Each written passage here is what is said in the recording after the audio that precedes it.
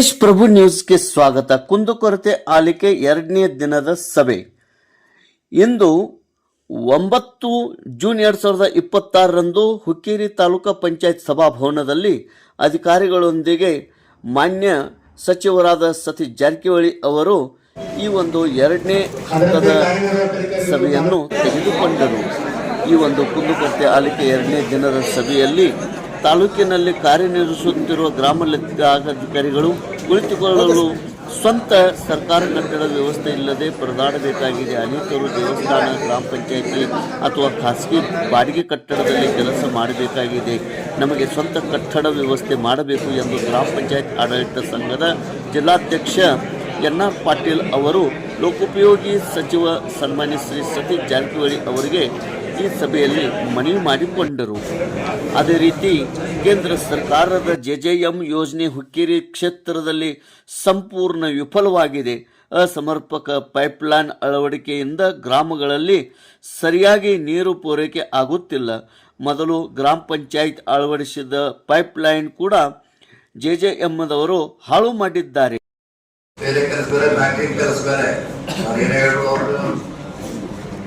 Guidelines ಪ್ರಕಾರ ಮಾಡ್ತಾರೆ.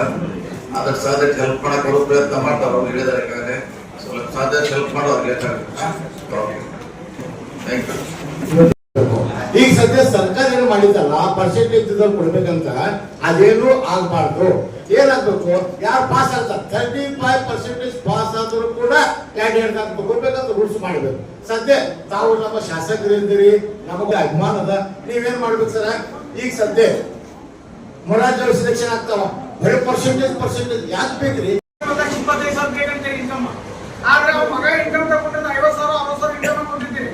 ಆ ಟೈಮ್ನಾಗ ಒಂದೊಂದು ಮಾಡ್ಕೊಳಕ್ ಹೋದ್ರೆ 33,000 ಒಳಗಿದ್ರೆ ಮಾತ್ರ ಪೆನ್ಷನ್ ಆಗಂತಿರ್ಕಿಲ್ಲ ಅಂತಾರೆ. ಈಗ 90% ಪೆನ್ಷನ್ ಬಂದಾಗಿದಾವ. ನಾವು ಹೊಳ್ಳಿ ಅರ್ಜಿ ಹಾಕಿದ್ರ ಇವ್ರು ಏನ್ ಹೇಳ್ತಾರೆ, ಆದಾಯಗಳ ಇಲ್ಲಿ ನಮ್ಮ ಸರ್ಕಾರ ಆದೇಶ ಐತಿ ಅಲ್ಲ, ಆದೇಶದ BPL ಕಾರ್ಡ್ ಕೊಟ್ಟು ನೀವು APL ಮಾಡ್ಬೇಕು. ನೀವು 33,000 ಕಟ್ಟಪ್ ಮಾಡ್ಬೇಕಿತ್ತು ಸರ್ಕಾರ. ಅಲ್ಲೊಂದು ತೋರಿಸ್ತೈತಿ, ಇಲ್ಲೊಂದು ತೋರಿಸ್ತೈತಿ. ಇದೇನ್ ವಿಚಾರ? ನಾವು BPL ಬಡವ ಅಂತ ಹೇಳಿ BPL ಕಾರ್ಡ್ ಕೊಟ್ಟಿದ್ದೀವಿ. ಮತ್ತೆ ನಾವು ಪೆನ್ಷನ್ ಮಾಡ್ಕೊಳಕ್ ಹೋದ್ರ ಅವ್ನು ಹೊಲ ಇಲ್ಲ, ಮನಿ ಇಲ್ಲ, ಇರಕ್ಕೆ ಏನ್ ನಿರ್ಗತಿಲ್ಲ, ಬಟ್ ಅವ್ನು 50,000 ಇನ್ಕಮ್ ಐತಿ, ಅವ್ನು ಪೆನ್ಷನ್ ಆಗೋಗ್ಬೇಕು. ಏನ್ ಕೇಳಿದ್ರೆ ನೀವು ಸರ್ಕಾರ ಮಾತಾಡಿರ್ತಾರೆ.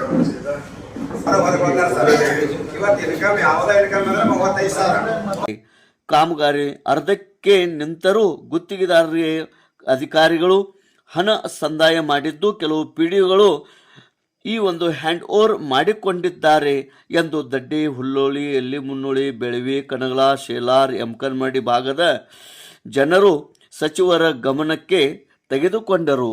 ಈ ಒಂದು ಕುಡಿಯುವ ನೀರಿನ ನೈರ್ಮಲ್ಯ ಇಲಾಖೆಯ AEE ಇಂಜಿನಿಯರ್ ಅರವಿಂದ್ ಅಣ್ಣಿಗೇರಿ ಮತ್ತು ಸಂತೋಷ್ ಇವರು ಏನೇ ಉತ್ತರ ನೀಡದೆ ಸಭೆಯಲ್ಲಿ ಮೌನವಾಗಿ ನಿಂತಿದ್ದರು.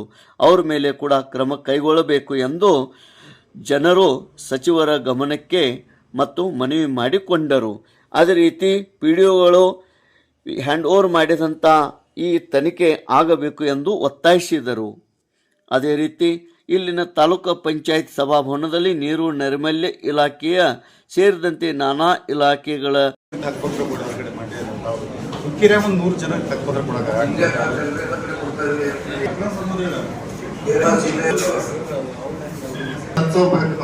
ಕೊಡಕ ಲಾಸ್ಟ್ ಟೈಮ್ ನೀವು 1 ಲಕ್ಷ ಕೊಡಿಸಿರಿ ಹಕ್ಕಪತ್ರ ಆ ಭಾಗದಾಗ ಜಿಲ್ಲೆ ಕೊಟ್ಟಿದ್ರು. ಇಲ್ಲ ನಮ್ಮ ಬೆಳಗಾವಿ ಜಿಲ್ಲೆದಾಗ ಒಂದು 100 ಜನ ಹುಕ್ಕಿದಾಗ ಒಂದು 70 100 ಜನ ಆಗ್ಬೋದು. ಜೆನ್ಯೂನ್ ನಮ್ಮ 30 ವರ್ಷ ಮಾಡ್ಕೊಂಡು ಅದಕ್ಕೆ ಏನು ಬಿಡಾಕೋ ಸಾಧ್ಯ. ಕುಂದುಕೊರತೆ ಆಲಿಕೆ ಎರಡನೇ ದಿನದ ಸಭೆಯಲ್ಲಿ ಮಂಗಳವಾರ ಸಚಿವರು ಮಾತನಾಡಿದರು.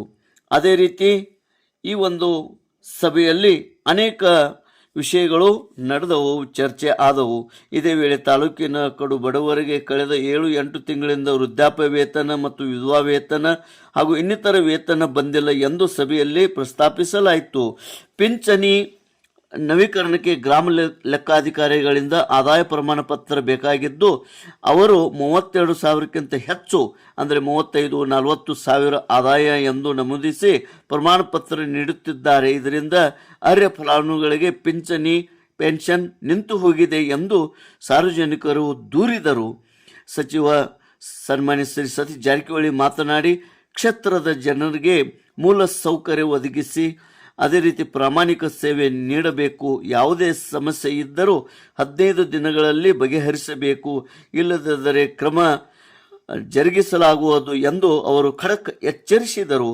ಇದೇ ಸಂದರ್ಭದಲ್ಲಿ ಕಾಂಗ್ರೆಸ್ ಬ್ಲಾಕ್ ಹುಕ್ಕೇರಿ ಅಧ್ಯಕ್ಷ ವಿಜಯ್ ರೌದಿ, ಸಂಕೇಶ್ವರ ಬ್ಲಾಕ್ ಕಾಂಗ್ರೆಸ್ ಅಧ್ಯಕ್ಷ ಸಂತೋಷ್ ಮುಡ್ಸಿ, ಸಂಗಮ್ ಸಕ್ಕರೆ ಕಾರ್ಖಾನೆ ಅಧ್ಯಕ್ಷರು ರಾಜೇಂದ್ರ ಪಾಟೀಲ್, ಕಾಂಗ್ರೆಸ್ ಜಿಲ್ಲಾ ಪ್ರಚಾರ ಸಮಿತಿ ಅಧ್ಯಕ್ಷರು ಮಲ್ಲಿಕಾರ್ಜುನ ರಾಸಿಂಗೆ, ಕೆಡಿಪಿ ಜಿಲ್ಲಾ ಸಮಿತಿ ಸದಸ್ಯ ಬಸವರಾಜ್ ಕೋಳಿ, ಮುಖಂಡರಾದ ಸಲೀಂ ಕಳಾವಂತ್, ರಿಷಬ್ ಪಾಟೀಲ್, ರವೀಂದ್ರ ಜಿಂಡ್ರಾಳಿ, ಇಮ್ರಾನ್ ಮೊಮಿನ್, ಕೆಂಪಣ್ಣ ಶಿರಹಟ್ಟಿ, ಕಿರಣ್ ಬಾಗೇವಾಡಿ, ಭಾವು ಪಾಂಡ್ರೆ ಹಾಗೂ ಈ ಒಂದು ತಾಲೂಕಾ ಗ್ಯಾರಂಟಿ ಯೋಜನೆಯ ಅಧ್ಯಕ್ಷರು ಶಹನೂರ್ ತಹಶೀಲ್ದಾರ್, ಅದೇ ರೀತಿ ಕಿರಣ್ ರಜಪೂತ್ ಮುಖಂಡರು, ಮಾನ್ಯ ತಹಶೀಲ್ದಾರ್ ಬಲರಾಮ್ ಕಟ್ಟಿಮನಿ, ತಾಲೂಕು ಪಂಚಾಯತ್ ಕಾರ್ಯನಿರ್ವಾಹಕ ಅಧಿಕಾರಿಗಳು TR ಮಲ್ಲಾಡ, ವಿದ್ಯುತ್ ಸಹಕಾರ ಸಂಘದ ನಿರ್ದೇಶಕ ದಿಲೀಪ್ ಹೊಸಮನಿ, ಮುಖಂಡರಾದ ಕಿರಣ್ ಕಾಂಬಳೆ, ಕಿರಣ್ ರಜಪೂತ್, ಅಕ್ಷಯ್ ಇರ್ಮುಖ್, ಶಂಕರ್ರಾವ್ ಹೆಗಡೆ, ರಾಜು ರೇವಣ್ಣವರ್, ಸುರೇಶ್ ಹುಂಚಾಳಿ,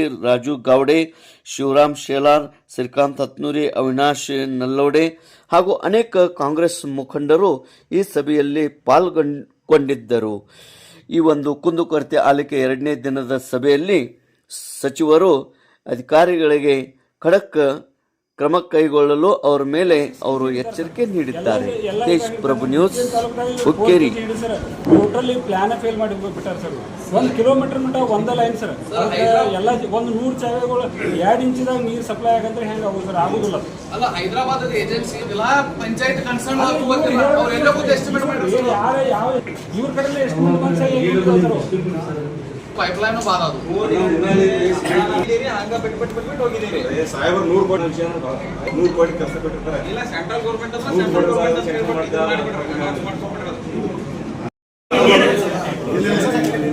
ಒಂದು ನೀರು ಬರ್ತಿದ್ರೆ ಎಲ್ಲ ಒಣಗಿರಿ, ಚಲೋ ನೀರು ಬರ್ತಿದ್ರೆ ಈ ಒಟ್ಟೆ ನೀರು ಇಲ್ರಿ. ಮತ್ತೆ ಅದನ್ನೆಲ್ಲ ಬಂದ್ ಆಗಿದಾವ. ಎಲ್ಲ ಮೀಟರ್ ಕುಂಚಾರ ಮೀಟರ್ದಾಗ ನೀರು ಇಲ್ರಿ. ಉಳ್ಕೆಲ್ಲ ಪೈಪ್ ದೊಡ್ಡದ್ರಿ. ಅವರು ಇವ್ರ ಜೊತೆಗೆ ಯಾವುದೇ ರೀತಿ ಇರ್ತಿಲ್ಲ, ನಮ್ಮ ಮಾಹಿತಿ ಇಲ್ಲ. ಏನ್ ಬರ್ತಾರಲ್ಲ ಅದನ್ನ ಸ್ಟಾಪ್ ಹ್ಯಾಂಡ್ ಓವರ್ ತಗೋಲ್ಲ. ಕಂಪ್ಲೇಂಟ್ ಇತ್ತು ಹ್ಯಾಂಡ್ ಓವರ್ ತಗೋರಿ ಇವತ್ತರ್ರಿ. ಇಲ್ಲಾಂದ್ರೆ ಕಂಪ್ಲೇಂಟ್ ಇಲ್ಲ ಅಂದ್ರೆ ಹ್ಯಾಂಡ್ ಓವರ್ ತಗೋಕ್ ಹೋಗ್ಬೇಡ ಅಂತ ಫಸ್ಟ್ ಆಗಿ ಹೇಳ್ರಿ ಪಿಡಿಒ ಎಲ್ಲಾರ್ರಿ. ಅದು ಪ್ರತಿಯೊಂದು ಊರಾಗ ನೀರು ಒಟ್ಟೆ ಇಲ್ಲ ರೀ. ಟ್ಯಾಪ್ ಕನೆಕ್ಷನ್ ಕೊಡ್ಯಾರ, ನೀರೇ ಇಲ್ಲ. ಸಂತೋಷಪಟ್ಟು ನೀರು ಬರ್ಬೇಕಾಯ್ತು ಕೆಲಸ ಚೈನ್ ಮುಗಿಸ್ಯಾರ. ಯಾಕೆ ರೆಡಿ ಐತ್ರಿ? ನೀರೇ ಬರಂಗಿಲ್ಲ. ನಾವು ಒಂದು ಚಾಯ್ ನೀರು ನೀರೇ ಬರಂಗಿಲ್ಲ. ಇನ್ನು ಯಾವ್ದಾದ್ರು ಈಗ ಸಮಸ್ಯೆಂದು ಈಗ ನೋಡ್ತೀನಿ ಮೀಟಿಂಗ್ ಮಾಡೋಣ. ಈಗ ಮೊದಲನೇದು ಕಂಪ್ಯೂಟರ್ ಯಾವ್ದು ಹ್ಯಾಂಡ್ ಓವರ್ ತಗೊಳ್ಳೋದು, ರೈಟಿಂಗ್ ಹಾಕೊಡೋದು ಅವರಿಂದ. ಮತ್ತು ಏನಾದ್ರು ಡಿಫೆಕ್ಟ್ ಇದ್ರೆ ಅವ್ರ ಕೆಲಸ ಬಿಲ್ ಪೂರ್ತಿ ಬಿಲ್ ಕೊಡಕ್ ಹೋಗೋದು. ಆಮೇಲೆ ಇವ್ರು ಹೇಳಿದಂಗೆ 6 kg ಹೊಸದಾಗ ಕೊಡೋಂಗಿದ್ರೆ 6 kgಗೆ ಹೊಸದ ಬಿಟ್ಟರೆ ಬೇರೆ ಅಡಿಷನಲ್ ಸೇಮ. ಈ ಮೊದಲಾದಾಗ ಒಂದು ಹಿಂಗ ಸಮಸ್ಯೆ. 17 ಮಂದಿ ರೊಕ್ಕ ತುಂಬಿದವ್ರು ಅದಾರ.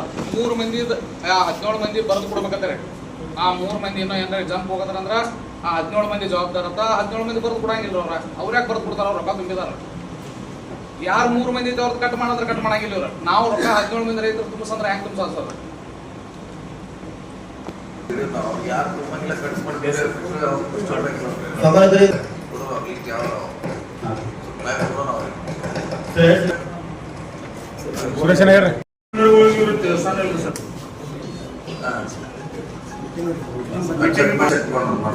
ಓಕೆ. ನೀವು ಬೇರೆ ಕಡೆ ಖುಷಿ ಆಗ್ತದೆ. ಮಾಡಿಸಿದ್ರು ಸರ್. 24 ಕಂಬ ಹೋಗೋದಾರ ಸರ್. ಅದ್ರಾಗ ಏನ್ ಹೇಳ್ತಾರೆ 12 ಕಂಬ ಅಲ್ಲೇ ಇರ್ತಾರೆ. ಅವ್ರಿಗೆ ಅನುಕೂಲ ಬಂದಾಗ 12 ಕಂಬ ಬೇರೆ ಕಡೆ ಹೋಗಿ ಬೇರೆ ಕಡೆ ಖುಷಿ ಆಗ್ತದೆ. ಅದು ಹೇಗೆ ಮಂಜೂರಾಗಿ ಅಲ್ಲಿ ಖುಷಿ ಸರ್. ಅವ್ರು 22 ಕಂಬದಾಗ 12 ಕಂಬ ಅಲ್ಲೇ ಇರ್ತಾರೆ ಸರ್. 10 ಕಂಬ ಹೋಗಿ ಬೇರೆ ಕಡೆ ಖುಷಿ ಆಗ್ತದೆ.